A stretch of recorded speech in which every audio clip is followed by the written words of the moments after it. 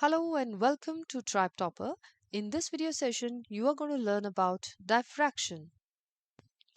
So what do we mean by diffraction?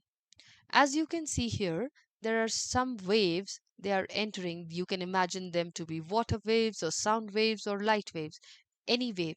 So this is indicating the ray, incident ray, and the lines that are drawn perpendicular to these, they are the wavefronts. So diffraction you better understand from the wavefront. So as you can see here, these wavefronts, the moment they hit an obstacle and there is a gap here in between, the waves are going to bend around the corners. So this way they have bent and the waves, the shape of the wavefronts changes a bit. And if you see there is a narrower gap, the bending is even more. So this is how the rays, when they enter, they just bend around the corners of an obstacle if there is a gap for the waves to pass through it. So this phenomenon is called diffraction. So how would we define diffraction? We'll say the phenomenon of spreading of waves around the corners of an obstacle is called diffraction. And as you can see very clearly here, that when this gap is wider, this is a wide gap, right? It's written also here. When you have a wide gap, your diffraction is there, but it is not that noticeable. So we can say diffraction is negligible.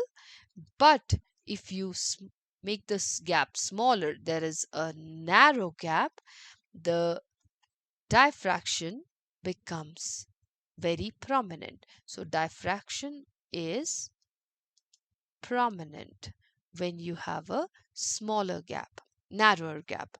So that means you can see that for a diffraction to actually happen, the gap should be as small as possible, or we rather say it should also match with the wavelength of the wave that is hitting the obstacle, hitting the gap, you can say. So let's just understand a few important facts of diffraction. As you can see, in the diffraction, there is no change of medium happening. It's just that it is passing on to the same medium. There was just an obstacle placed here. So there is no change in the medium. So the frequency, wavelength, and speed of the waves, each of them remains the same after diffraction.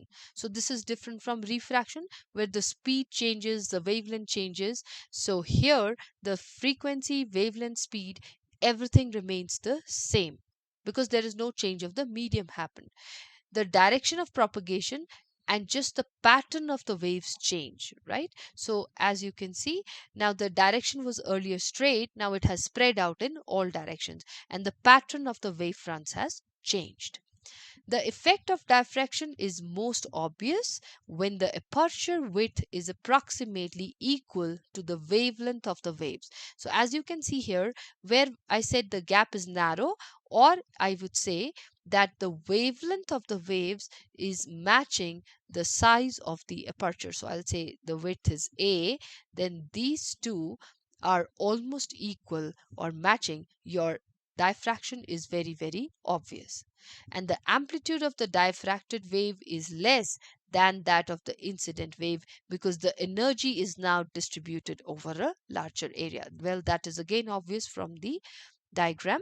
When the waves get diffracted, they distribute that entire energy over a larger area, and because of that, the amplitude of the diffracted wave decreases. So that's all in this video session.